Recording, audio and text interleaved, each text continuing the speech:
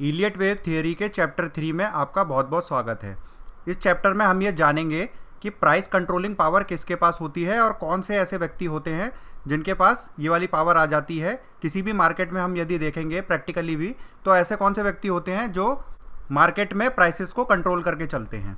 तो आइए इसके बारे में डिटेल में जानते हैं। यहाँ मैं आपके साथ में एक और नेचर के लॉ को डिस्कस करना चाहूँगा। ये लॉ ये कहता है कि 10% व्यक्तियों को 90% व्यक्तियों से ज़्यादा मिलेगा। यानी यदि हम पैसों की भी बात करेंगे तो जो नेचर के अंदर जो भी डिस्ट्रीब्यूशन होता है, यानी नेचर जो भी देती है हमको, तो वो इक्वल नहीं देती है कभी भी। नेचर का डिस्ट्रीब्यूशन का एक सिस्टम होता है, सबको बराबर कभी नहीं मिलेगा। तो किस तरह से मिलेगा? जो बहुत कम लोग होते हैं उनको बहुत ज़्यादा मिल जाता है और जो ज़्यादा लोग होते हैं उनको हमेशा कम मिलता है। यदि हम कंट्री की भी बात करेंगे तो उसमें आप हमेशा यही पाएंगे कि जो 10% लोग होते हैं उनके पास जो बाकी 90% लोग होते हैं उनसे भी ज़्यादा पैसा होता है, और जो बाकी के जो 90% लोग होते हैं उनके पास तो उन 10% लोगों जितना पैसा भी नहीं होता है। तो ये वाली जो असमानताएं हैं ये सिर्फ पैसों के मामले में नहीं, बल्कि हर मामले में हम कहीं ना कहीं नेचर में इन चीज़ों को देख सकते हैं। यदि हम नेचर से ये आशा करते हैं कि सारी की सारी चीज़ें इक्वल क्यों नहीं रहती, तो वो नहीं रह सकती हैं, क्योंकि यही नेचर का एक नियम है और यहाँ पे असमानताएं पाई ही जाएंगी। यानी कि वो जो कम लोग होते हैं, यानी जो 10% लोग होते हैं, उनके पास ही वो वाली पावर होती है कि वो बाकी लोगों को कंट्रोल कर सकते हैं। किसी भी मामले में हो सकता है, पॉलिटिकली भी हो सकता है, या फिर अगर हम प्राइस फ्लक्चुएशन की बात करेंगे तो प्राइस कंट्रोलिंग पावर भी इन्हीं 10% लोगों के पास ही होती है। मैं आपको उस घटना के बारे में याद दिलाना चाहता हूं जब प्याज की कीमतें बढ़ती हुई हमको नज़र आई थी। ये आज से कुछ सालों पहले की बात है, बल्कि ऐसा कई बार देखा गया है कि कोई ना कोई कमोडिटी का प्राइस अचानक से एकदम ऊपर जाने लगता है। तो प्याज के केस में उस टाइम पे क्या हुआ था, हम यही सोचते रहते थे कि इसके प्राइस अचानक से ऐसे क्यों बढ़ रहे हैं। तब टीवी पे जब हम देखते थे तो हमें ये पता लगता था कि जो प्याज होते हैं इसकी कालाबाजारी हो रही है। यानी कि कोई ना कोई एक ऐसा आदमी होता था जो सारे के सारे प्याज को अपने कोल्ड स्टोरेज में रख लेता था, जिस वजह से पूरे मार्केट में प्याज की कमी होने लगती थी, और जिस वजह से जो खरीदने वाले हैं वो तो उतने ही रहते थे, तो वो ज़्यादा प्राइस पे भी खरीदने को एग्री हो जाते थे। यानी कि यदि कोई भी जो वस्तु होती है, यदि वो एक व्यक्ति के पास चली जाए तो उस व्यक्ति के पास उस वस्तु का जो प्राइस होता है उसको कंट्रोल करने की पावर आ जाती है। तो वही व्यक्ति जो प्याज को कोल्ड स्टोरेज में रख लेता है, इसके बाद हम ये देखते हैं कि इसी व्यक्ति के पास पूरे क्षेत्र की प्याज की सप्लाई रखी हुई है और मांगने वाले कितने सारे लोग हैं। तो जब भी ये मांगेंगे तो वो कहेंगे कि हमें इतनी क्वांटिटी में प्याज दे दो, पर जब वो मार्केट में जाके देखेंगे तो उनको प्याज कहीं पे भी नहीं मिलेंगे। और ये जो आदमी है ये धीरे धीरे प्याज को डिस्ट्रीब्यूट करता रहेगा, जिससे उसके प्राइसेस हमेशा हायर साइड पर ही बने रहेंगे। यानी जो सप्लाई की शॉर्टेज है वो तो दिक्कत है, पर साथ में एक प्रॉब्लम ये भी है कि यदि किसी भी चीज़ की जो सप्लाई है वो एक ही जने के पास आ जाएगी तो उसके पास एक स्पेशल पावर आ जाती है जिसको मोनोपोली पावर कहा जाता है। तो ये जो मोनोपोली और जो एक्सक्लूसिविटी होती है, यानी कोई भी चीज़ सिर्फ मेरे पास है और किसी और के पास नहीं है, तो वो व्यक्ति जो खरीदना चाहता है या उस सर्विस को लेना चाहता है तो मजबूर होकर आपके पास आएगा, तब आप उससे मनचाही कीमत वसूल सकते हैं। पर इसके विपरीत यदि सप्लाई करने वाले लोग ही बहुत ज़्यादा होंगे तो व्यक्ति के पास जो खरीदने आ रहा है उसके पास मल्टीपल ऑप्शंस रहते हैं कि वो चाहे तो नंबर 1 वाले आदमी से खरीदे या 2 से खरीदे या 3 से खरीदे। तो वहाँ पे एक प्राइस कंपटीशन आ जाता है, जिस वजह से प्राइस का बढ़ना मुश्किल हो जाता है। पर यदि मोनोपोली होगी और उसका सिर्फ एक ही प्लेयर मौजूद होगा जो सेलर साइड पर है, तो बायर को हमेशा उसको हायर प्राइस पे ही लेना पड़ेगा, वरना डिमांड मीटअप नहीं हो पाएगी। तो इस चार्ट के अंदर यही दिखाया गया है कि कोई भी प्रोडक्ट या सर्विस जब इजीली अवेलेबल होती है या सबके पास आ जाती है तो उसके प्राइस ड्रॉप होने शुरू हो जाते हैं। यदि कोई चीज़ दुर्लभ है या किसी के पास भी नहीं है या एक जने के पास सारा का सारा है, तो उस केस में भी प्राइस हमेशा इन्फ्लेट होते रहेंगे, यानी कि बढ़ते रहेंगे। इसके और एग्जांपल्स देखते हैं। जैसे हम मूवी की टिकट्स की बात करेंगे तो हम देखते हैं कई बार मूवी की जो टिकटें होती है उसको कोई एक व्यक्ति खरीद लेता है। जैसे मान लीजिए कि एक थिएटर में एक बार में सीटिंग कैपेसिटी 100 लोगों की है, यानी 100 टिकटें बुक होनी है, और उनमें से कोई एक व्यक्ति ऐसा है जिसके पास पैसा भी ज़्यादा है और वो ये जानता है कि इसकी डिमांड आने वाली है इन टिकट्स की। तो वो क्या करेगा, इन 100 की 100 टिकट को जाके टिकट विंडो से खरीद लेगा। अब क्या होगा, जब कोई आम आदमी आएगा वो कहेगा कि मुझे इस मूवी की टिकट चाहिए, तो वो मना कर देगा, कहेगा है ही नहीं। तब साइड से एक और आदमी आता है जो इसको हम कहते हैं ये ब्लैक में दे रहा है। तो इसका मतलब यह है कि ये जो आदमी है इसने आर्टिफिशियली उसकी सप्लाई को रोक के रखा हुआ है, और अब ये क्या करेगा, धीरे धीरे एक एक टिकट को हायर प्राइसेस पे बेचना शुरू कर देगा। यानी इसके पास प्राइस कंट्रोलिंग की पावर आ गई, जिसने स्टार्टिंग में एक साथ सारी टिकटें खरीद ली थी। पेटेंट्स की भी बात करेंगे तो जो कंपनियां होती है, जब कोई नई टेक्नोलॉजी इन्वेंट कर लेती है तो वो एक कोई ना कोई पेटेंट करवा लेती है। उससे क्या होता है, उस टेक्नोलॉजी का यूज़ कोई और कंपनी नहीं कर सकती है, जिसकी वजह से उसके अंदर एक एक्सक्लूसिविटी आ जाती है। यानी वो वाला फीचर यदि आपको चाहिए, जैसे हम कोई मोबाइल फ़ोन की भी बात कर सकते हैं, तो वो चीज़ जो है महंगे में बेचने की पावर उस कंपनी के पास आ जाती है। तो जो एक्सक्लूसिविटी होती है वो हमेशा आपको प्राइस कंट्रोलिंग पावर देगी।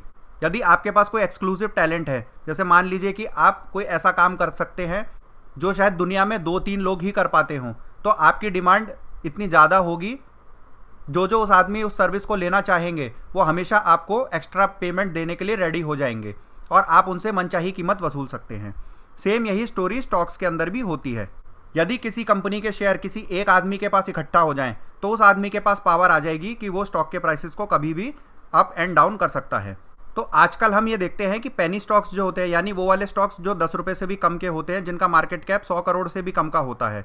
तो जो ये छोटे मोटे स्टॉक्स होते हैं, इसके अंदर हम अक्सर देखते हैं कि सर्किट वाली मूवमेंट रहती है, यानी स्टॉक हर रोज 5-5% या 10-10% बढ़ता रहता है और देखते ही देखते 2-3 हफ्तों में ही स्टॉक डबल भी हो जाता है।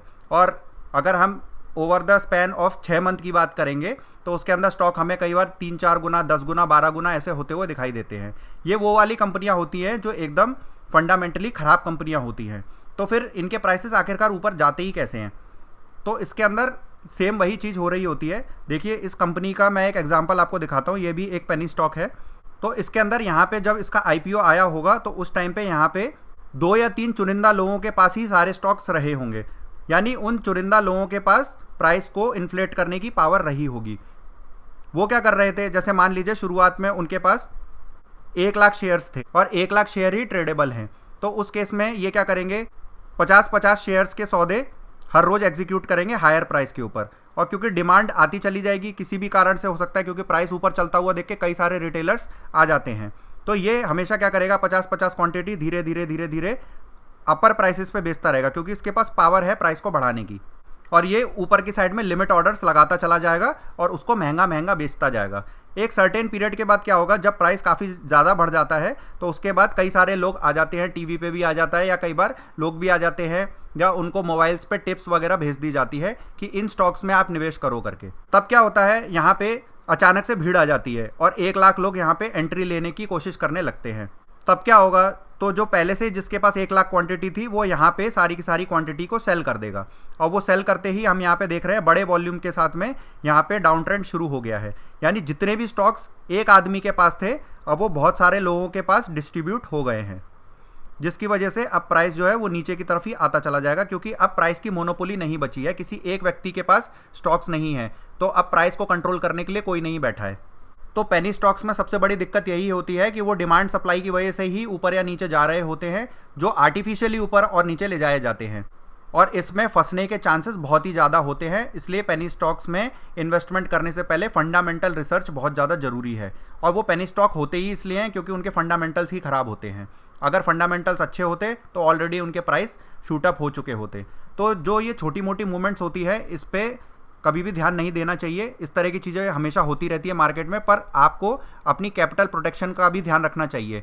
यदि आप सिर्फ लालच में आके इस तरह के स्टॉक्स में इन्वेस्टमेंट कर देते हैं तो आपके नुकसान होने के चांसेस बहुत ज़्यादा हो जाते हैं, क्योंकि इनमें एक बार ये गिरना शुरू होते हैं तो एग्जिट कभी नहीं मिलती है। तो नो एग्जिट की वजह से इसमें बहुत ज़्यादा रिस्क होता है। और दूसरी तरफ हम एक ITC का एग्जाम्पल लेके चलते हैं। इस स्टॉक में भी लोग हमेशा दिक्कत ही बताते रहते हैं, कहते हैं कि ये स्टॉक कभी ऊपर जाता ही नहीं है और हमेशा एक रेंज में ही रहता है। ऐसा क्यों होता है? ऐसा इसलिए होता है क्योंकि किसी एक के पास इसकी मोनोपोली नहीं है। जैसा मैंने अभी स्टार्टिंग में बताया था, यदि किसी एक व्यक्ति के पास में सारे शेयर्स होते तो उसके पास कंट्रोलिंग पावर आ जाती, एक मतलब कि कुछ लोगों के पास में। पर दिक्कत इसमें यह आ रही है कि 90% जो शेयर्स हैं वो ज़्यादातर लोगों के पास पड़े हुए हैं, जिस वजह से प्राइस की मोनोपोली नहीं हो पा रही है और फंडामेंटल अच्छे होने के बावजूद भी ये स्टॉक कभी ऊपर की तरफ नहीं जा पा रहा है। तो अभी भी इसमें करेक्शन का फेज बाकी है। तो ये स्टॉक जैसे अभी ऊपर जा रहा है तो हो सकता है कि थोड़ा और ऊपर की तरफ चला जाए, पर उसके बाद फिर ये अपना नीचे का ट्रेंड शुरू कर देगा और ये प्रक्रिया करेक्शन वाली तब तक चलती रहेगी जब तक कि बहुत सारे लोग अपने शेयर्स ना बेच दें, और ये सारे के सारे शेयर्स जब तक किसी एक आदमी के पास नहीं आ जाते तब तक ये प्रक्रिया चलती रहेगी। अब ये जानते हैं कि इम्पल्स क्या होता है। किसी एक दिशा में कम से कम समय में ज़्यादा से ज़्यादा दूरी तय करना, इसको हम बोलेंगे इम्पल्स है। और इम्पल्स की क्या परिभाषा हो सकती है, अगर हम आम भाषा में समझना चाहें कि इस जगह पर किसी एक व्यक्ति के पास ही सारे स्टॉक्स होते हैं और उसके पास प्राइस को कंट्रोल करने की पावर होती है, और प्राइस ऊपर की तरफ जब जाने लगते हैं तेज़ी से, तो उसी को ही इम्पल्स कहा जाता है। यही बात नीचे लिखी हुई है, 10% लोगों के पास 90% स्टॉक्स होते हैं। अब देखते हैं करेक्शन क्या होती है। इम्पल्स के विपरीत दिशा में चलना और ज़्यादा से ज़्यादा समय में कम से कम दूरी तय करना, इसको हम करेक्शन बोलेंगे। यानी कि जो भी इम्पल्स चल रहा होगा उसके अपोजिट इसमें रिएक्शन हमको देखने को मिलेंगे। इसमें पैसा खत्म होता है। क्यों? क्योंकि यहाँ पर जो एक व्यक्ति के पास सामान रखा हुआ था वो बहुत सारे व्यक्तियों में डिस्ट्रीब्यूट होने लगता है, जिस वजह से प्राइस ड्रॉप होने लगते हैं और हमें कुछ भी रिटर्न देखने को नहीं मिलता। तो जो टिपिकल वेव स्ट्रक्चर होता है उसमें हमेशा दो ही सीक्वेंस मिलेंगे। सबसे पहले तो इम्पल्स आ जाता है और उसके बाद एक करेक्शन आ जाता है, और यही सीक्वेंस आगे कंटिन्यू होता चला जाता है, इम्पल्स और फिर करेक्शन। तो इसमें आज हम इम्पल्स के कैरेक्टरिस्टिक्स के बारे में जानेंगे कि हमें चार्ट पे देख के ये कैसे पता लगेगा कि ये जो हम देख रहे हैं वेव, ये इम्पल्स है या फिर कुछ और है।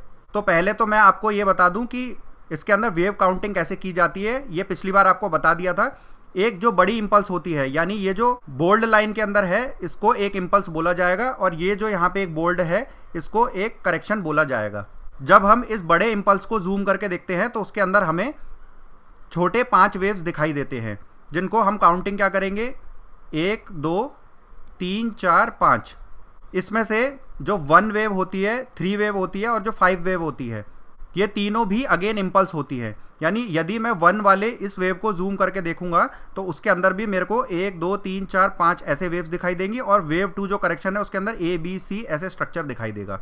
उसके बाद 3 भी इम्पल्स होता है, यानी इसके अंदर भी यदि मैं जूम करके देखूंगा तो सेम यही चीज़ दिखाई देगी, 1 2 3 4 5, और 4 के अंदर जब जूम करके देखूंगा तो ABC ऐसे करेक्शन दिखाई देगी। इसके बाद 5th वेव में भी, क्योंकि ये इम्पल्स होता है 5th भी, तो उसके अंदर भी 5 वेव्स हमें दिखाई देंगी, 1 2 3 4 5। और उसके बाद जो इसका ABC सिर्फ 5 तक सीमित ना रह करके जो पूरा वेव होता है, इसकी करेक्शन ABC के फॉर्म में ये नीचे आ जाता है। ऐसे ही जब वेव 1 के अंदर हमने देखा कि 5 वेव्स है, तो उसके अंदर भी जो पहली वेव है इसके अंदर भी 1 2 3 4 5 ऐसे करके वेव्स बनेंगी। यानी कि ये एक लूपिंग सिस्टम की तरह है, जितना हम जूम करते चले जाएंगे उसके अंदर सेम वही स्ट्रक्चर हमको दिखता चला जाएगा। तो इससे ये हम कंक्लूजन निकाल सकते हैं कि चाहे 200 साल का ट्रेंड हो, चाहे 1 मिनट का ट्रेंड हो, वो एक तरीके से सेम प्रिंसिपल पे ही काम करते हैं। क्योंकि जब 200 साल का कोई ट्रेंड होगा उसको मैं जूम करता चला जाऊंगा तो उसके अंदर भी मेरे को इम्पल्स और करेक्शन ही दिखाई देते रहेंगे, यही सीक्वेंस आगे चलता रहेगा। अब ये जो इम्पल्स होता है इसके कुछ रूल्स होते हैं, उस रूल्स को समझ लीजिए। आज मैं आपको सिर्फ 4 रूल्स बता रहा हूँ, आगे बाद में इसको और रिफाइन तरीके से आपको एक्सप्लेन करूँगा। तो सबसे पहला रूल ये है कि जो वेव 3 है वो सबसे छोटी नहीं हो सकती है। यानी कि जो ये कॉन्फिडेंस वाली वेव जिसकी बात हम पहले वीडियो में कर चुके हैं, ये जो वेव 3 है यहाँ से लेकर के यहाँ तक, ये वाली जो वेव है ये कभी भी सबसे छोटी नहीं हो सकती है। तो मान लीजिए इस तरह का कोई इम्पल्स स्ट्रक्चर बना हुआ है, 1 2 3 4 5। इसमें हम देखेंगे कि जो वेव 3 है वो इसमें सबसे छोटी दिखाई दे रही है, यानी कि ये कोई इम्पल्स है ही नहीं। सेकंड रूल क्या कहता है, जो वेव 2 है वो वेव 1 के बॉटम के नीचे नहीं जा सकता है। यानी जब भी ये जो रिट्रेसमेंट आएगी, जो प्रॉब्लम वाली रिट्रेसमेंट है, वो कभी भी ये जो पहली वेव होती है जिसको हम आशा या होप कहते हैं, उसके नीचे ये नहीं जाना चाहिए। मान लीजिए रिट्रेस होकर इसके नीचे चला जाता है और इस बॉटम को काट देता है यदि, तो ये भी इम्पल्स कैंसिल हो जाता। वेव 4 वेव 1 के जोन में नहीं आ सकती है। यानी ये जो वेव 4 है, मान लीजिए ये यहाँ से रिट्रेस होते हुए ये वेव 1 का जो जोन है, ये है वेव 1 का जोन। इस जोन के अंदर यदि ये प्राइस वापस नीचे की तरफ आ जाए तो उसको भी इम्पल्स नहीं बोला जाएगा। इसी एग्जाम्पल के अंदर मैं देखता हूँ तो ये जो 1 वेव है, ये 2 है, ये 3 है, तो ये जो 4 है ये 1 वाले एरिया में यहाँ पे आ गया है, तो यहाँ पे ओवरलैपिंग हो गई है। जब भी ऐसी ओवरलैपिंग दिखाई देगी इसका मतलब यह है कि जो हम देख रहे हैं वो एक्चुअल में इम्पल्स है ही नहीं, ये करेक्शन का ही पार्ट है। उसके बाद जो आखिरी चीज़ हमको देखनी है वो ये है कि जो 1 3 और 5 है वो तीनों ही इम्पल्स होने चाहिए। तो जब भी हम इसके अंदर देखेंगे कि 1 3 और जो 5 वेव है, इसको जब जूम करके देखेंगे तो सेम रूल फॉलो होने चाहिए जो इम्पल्स के होने चाहिए थे। यानी इसमें भी 1 2 3 4 5 होगा, और ये जो है 5 वेव का जो स्ट्रक्चर वो इन सारे रूल्स को फॉलो कर रहा होगा। तो यहाँ पे जो ये 4 पॉइंट्स लिखे हैं, इन चारों पॉइंट्स को फॉलो करने वाले जो भी वेव्स होंगे उनको इम्पल्स कहा जाएगा। इसके अलावा जो भी वेव्स होंगे उनको करेक्टिव वेव्स ही बोला जाएगा। एक प्रैक्टिकल एग्जांपल से आपको ये समझा देता हूँ। इसके अंदर भी जब हम वेव काउंटिंग करेंगे तो हमने देखा कि जो पहला ये वेव स्ट्रक्चर चला था यहाँ से, वो 1 था, यहाँ पे 2 आया था, यहाँ पे 3 था, यहाँ पे 4 था और यहाँ पे 5 था।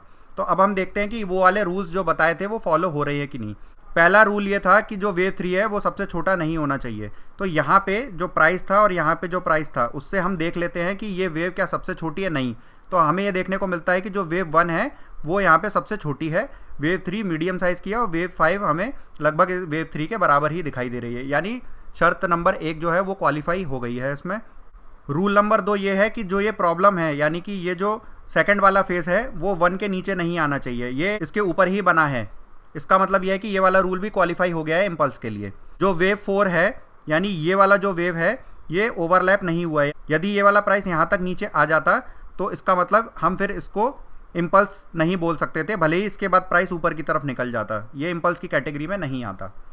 पर यहाँ पे कोई भी प्राइस की ओवरलैपिंग नहीं है, इस वजह से इस एग्जाम्पल को तो इम्पल्स ही बोला जाएगा। उसके बाद जो आखिरी शर्त है, आखिरी रूल है, वो ये है कि जो 1, 3 और ये जो 5 वाला जो है, इन वेव्स को जब भी हम जूम करके देखेंगे तो उसके अंदर भी सेम इम्पल्स दिखनी चाहिए जो इन रूल्स को फॉलो कर रही होंगी। तो जब हम इसको जूम करके देखेंगे तो यहाँ पे भी हमें 1, 2, 3, 4, 5 का स्ट्रक्चर दिखाई देगा और वो ही फॉलो हो रहे होंगे। 3 के अंदर भी 1, 2, 3, 4, 5 का स्ट्रक्चर मिलेगा और 5 के अंदर भी 1, 2, 3, 4, 5, इसमें भी यहाँ पे ना तो हमें ओवरलैपिंग देखने को मिल रही है और सारे रूल्स भी फॉलो हो रहे हैं। तो इस तरह की जब भी हमें वेव्स दिखाई देगी तो उसको इम्पल्स की कैटेगरी में रखा जाएगा और इम्पल्स ही वो वाली वेव होती है जिसके अंदर सबसे बड़ा पैसा बनता है। तो आप कोशिश कीजिए, चार्ट्स पे जाइए, इस तरह के वेव स्ट्रक्चर को 1 मिनट के चार्ट से लेकर के 20-20 साल का चार्ट लगा करके देखिए, क्या आप उसके अंदर इन चीज़ों को आइडेंटिफाई कर सकते हैं। यदि आपको इस तरह चार्ट में कहीं कुछ भी दिखाई देता है तो आप हमें कमेंट बॉक्स में भी लिख के बता सकते हैं। इम्पल्स के और भी कई सारे रूल्स होते हैं जिससे इसको आइडेंटिफाई करना काफ़ी इजी हो जाता है, उसके बारे में आगे आने वाली वीडियोस में आपको बताएंगे। तो आशा करता हूं कि आपको ये कॉन्सेप्ट समझ में आया होगा कि इम्पल्स किस तरह से आगे चलती है। तो आपको यदि हमारे एफर्ट्स पसंद आ रहे हैं तो इस वीडियो को लाइक कर दीजिए और हमारे चैनल को सब्सक्राइब कर दीजिए। और यदि आपने अभी तक हमारे फ्री टेलीग्राम चैनल को ज्वाइन नहीं किया है तो उसको ज्वाइन कर दीजिए, उसका लिंक डिस्क्रिप्शन बॉक्स में दिया हुआ है। उस फ्री ग्रुप के अंदर हम एजुकेशनल पर्पज़ से ईलेट वेव स्टडी उसमें पोस्ट करते रहते हैं और उसमें कई सारे इंपॉर्टेंट न्यूज़ के बारे में भी डिस्कशन किया जाता है। हमारी एक प्रीमियम सर्विस भी है जिसके अंदर हम लोग लाइव डिस्कशन के माध्यम से आप सभी को गाइडेंस देने की कोशिश करते हैं। तो इन कॉन्सेप्ट्स को सीखते रहिए और एक अच्छा ट्रेडर बनिए। Thank you and happy learning.